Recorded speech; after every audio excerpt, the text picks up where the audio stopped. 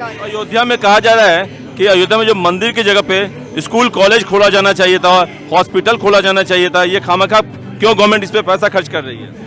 तो ये तो अब मैं क्या ही बोलूँ इस बात पे, क्योंकि स्कूल कॉलेजेस तो पहले से खुले हुए हैं यहाँ पे। ऐसा नहीं है, राम मंदिर तो अब बन रहा है, वो चीज़ अलग है, लेकिन क्यों पर्टिकुलर प्लेस को आप चूज़ कर रहे हो? अयोध्या में और भी जगह होगी ना। ऐसा नहीं अयोध्या में कोई स्कूल नहीं है, कोई कॉलेज नहीं है, कोई मेडिकल या हॉस्पिटल्स नहीं है, ऐसा भी नहीं है वहाँ पे। और जब रशिया और यूक्रेन का हुआ था, जब बच्चे हम मोदी ने खुद वापस बुलाए कि हम इंडिया में खोल रहे हैं मेडिकल कॉलेजेस, आप यहाँ आके पढ़ो, तो उन्होंने उस टाइम पे खोला। तो अब राम मंदिर तो 2024 में खुल रहा है, तो अब ये टॉपिक लाने का कोई मतलब नहीं है मेरे हिसाब से। और इवन मैं कुछ जानती हूँ जो लोकल पीपल है अयोध्या के, उनके हिसाब से अयोध्या बहुत चेंज हो रहा है। वहाँ की सड़कें चेंज हो रही है, वहाँ के जो नॉर्मल पीपल है जो शायद बाहर जाके काम नहीं कर सकते अपने परिवार को छोड़ के, तो वहाँ पे उनको भी बहुत एम्प्लॉयमेंट मिलेगी।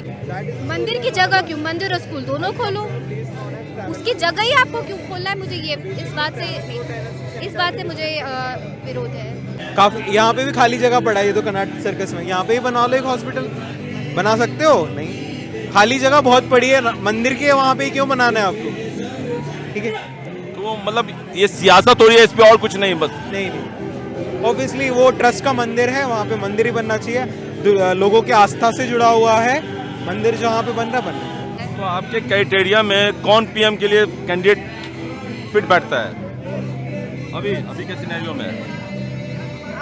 मेरे ख्याल से अभी तो प्रेजेंट प्राइम मिनिस्टर अच्छा काम कर रहे हैं। मोदी के अगेंस्ट खड़े होने के लिए कोई पार्टी नहीं है। जैसे ऑपोजिशन आ रही है, उसमें 26 के 26 पीएम कैंडिडेट है, किसको वोट दोगे आप? राहुल गांधी के विषय में? राहुल गांधी, अगर हम कांग्रेस को देखें तो कांग्रेस मोदी से पहले कांग्रेस की ही थी, बीजेपी के पहले कांग्रेस की ही सरकार थी। तो सबको पता है कि क्या चेंज आया है 10 साल में और 10 साल पहले क्या था, तो सबको पता है हर चीज़। Rahul Gandhi PM candidate deserve करता है कि नहीं?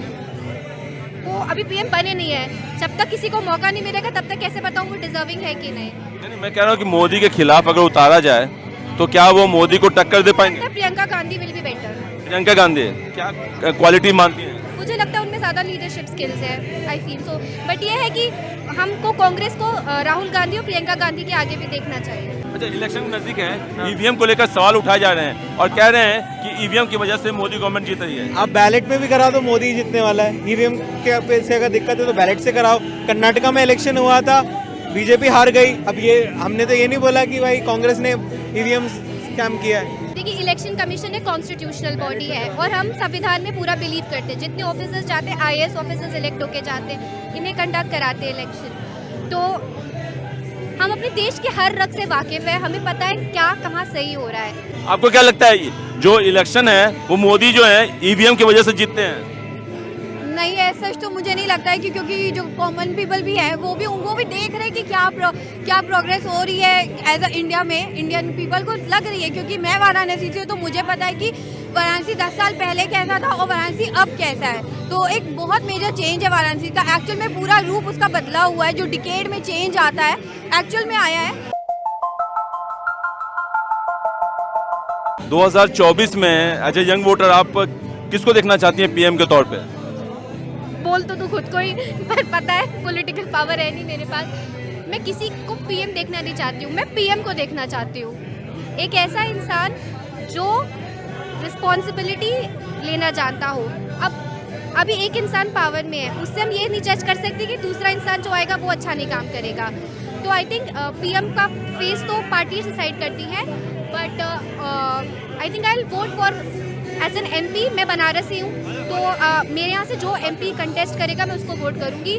बाकी ये पूरा ये डिसाइड करने का पावर तो एक पार्टी के पास है, तो मेरे चाहने ना चाहने से कुछ नहीं होता है। तो आपके क्राइटेरिया में कौन पीएम के लिए कैंडिडेट फिट बैठता है अभी के सिनेरियो में? मेरे ख्याल से अभी तो प्रेजेंट प्राइम मिनिस्टर अच्छा काम कर रहे हैं, but there is always a scope of improvement. मतलब मोदी के कह रहे हैं? ऐसा कुछ नहीं है। प्रेजेंट कौन है? नहीं, आप मैं ये कह रहा हूँ 2024 तो अब 2-3 महीने के बाद ही इलेक्शन होंगे। 2024 2-3 महीने के बाद है ना, तो अभी प्रेजेंट पीएम का फेस अभी मैंने बोला अभी अच्छा काम करे, जरूरी नहीं 24 के लिए बहुत ही तो अच्छे। 2-3 महीने में कितना बदल जाएगा अगर कोई भी चीज बदलेगा? 2-3 महीने में पूरा लोगों की जिंदगी बदल जाती है। ये तो पीएम है।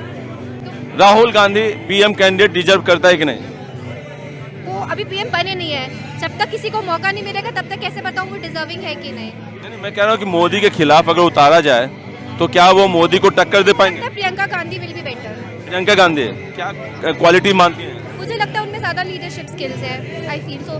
बट ये है कि हमको कांग्रेस को राहुल गांधी और प्रियंका गांधी के आगे भी देखना चाहिए। मोदी जब वाराणसी के सांसद हैं, आपने कई सारे बदलाव देखे, खुद वाराणसी से हैं, तो मैंने बोला सांसद उन्होंने बहुत अच्छा काम किया है, बट वो सिर्फ सांसद नहीं है, वो प्राइम मिनिस्टर भी है। तो हर देश के हर एक नागरिक की खुशी उनमें होनी चाहिए, ना सिर्फ कुछ चुनिंदा नागरिकों की। अयोध्या को लेकर जो राजनीति चल रही है, आप इस ये बात तो अयोध्या के लेके क्या राजनीति चल रही है, इसको राजनीति का मुद्दा बना दिया गया है। ये कोई राजनीति नहीं है, एक इशू था जो सुप्रीम कोर्ट ने अपने जजमेंट में सॉल्व कर दिया है और राजनीति शुरू हुई थी, पर इसको संवैधानिक तरीके से इसका निपटारा। सही मानती हैं आप सियासत को या सबको सहयोग करना चाहिए? मैं पॉलिटिकल साइंस की स्टूडेंट रह चुकी हूँ, मैं आपको ये कहूँगी politics is not a bad word. राजनीति गलत चीज़ नहीं है, राजनीति समस्याओं को सुधारने का तरीका है, पर लोगों ने राजनीति को ही समस्या समझ बैठे हैं। लेकिन राजनीति धर्म को बदनाम करने के लिए, सनातन धर्म को बदनाम करने के लिए किया जाता है। कोई भी चीज़, चाहे राजनीति हो, चाहे कोई भी चाल हो, कुछ हो, कोई भी चीज़ किसी इंसान को, किसी के धर्म को, किसी को भी बदनाम करने के लिए अगर प्रयोग की जाए तो वो गलत है। ये कहा जा रहा है कि मंदिर की जगह पे स्कूल कॉलेज खोला जाना चाहिए था, हॉस्पिटल खोला जाना चाहिए था। आप इस बात से कितना एग्री करती हैं? मंदिर की जगह क्यों, मंदिर और स्कूल दोनों खोलो, उसकी जगह ही आपको क्यों खोलना है? मुझे ये इस बात से मुझे विरोध है। अच्छा, एक चीज ये बताइए, हाँ, ईवीएम को कहा जा रहा है कि मोदी जो है वो थर्ड टर्म जो जीतेंगे वो भी ईवीएम की वजह से, दोनों टर्म जीता है ईवीएम की वजह से और थर्ड टर्म भी ईवीएम की वजह से जीतेंगे। देखिए, इलेक्शन कमीशन एक कॉन्स्टिट्यूशनल बॉडी है और हम संविधान में पूरा बिलीव करते हैं। जितने ऑफिसर्स जाते हैं, IAS ऑफिसर्स इलेक्ट होके जाते हैं, इन्हें कंडक्ट कराते हैं इलेक्शन। तो हम अपने देश के हर रग से वाकिफ है, हमें पता है क्या कहाँ सही हो रहा है। तो मैं यही कहूँगी कि ट्रांसपेरेंसी है पर पूरी तरीके से नहीं है। हर पार्टी ईवीएम कैप्चरिंग करती है, चाहे वो बीजेपी, कांग्रेस, कोई भी हो। आपको क्या लगता है जो इलेक्शन है वो मोदी जो है ईवीएम की वजह से जीतते हैं? नहीं, ऐसा तो मुझे नहीं लगता है क्योंकि जो कॉमन पीपल भी है वो भी देख रहे हैं कि क्या प्रोग्रेस हो रही है एज अ इंडिया में, इंडियन पीपल को लग रही है। क्योंकि मैं वाराणसी से, तो मुझे पता है कि वाराणसी 10 साल पहले कैसा था और वाराणसी अब कैसा है। तो एक बहुत मेजर चेंज है वाराणसी का, एक्चुअल में पूरा रूप उसका बदला हुआ है। जो डिकेड में चेंज आता है एक्चुअल में आया है, तो इसलिए नहीं जीतती। लेकिन जो कॉमन पीपल भी अपना दिमाग ज़रूर यूज़ करते हैं कि वोट डालने से पहले कि हम किसको डालें, इसलिए नहीं कि ये इस रिलीजन से या इस रिलीजन से। हम देखते हैं कि हमें क्या उस चीज़ से प्रॉफिट मिल रहा है या कॉमन पीपल के लिए क्या सच में वो यूज़फुल है कि पार्टी बस अपना फ़ायदा देख रही है।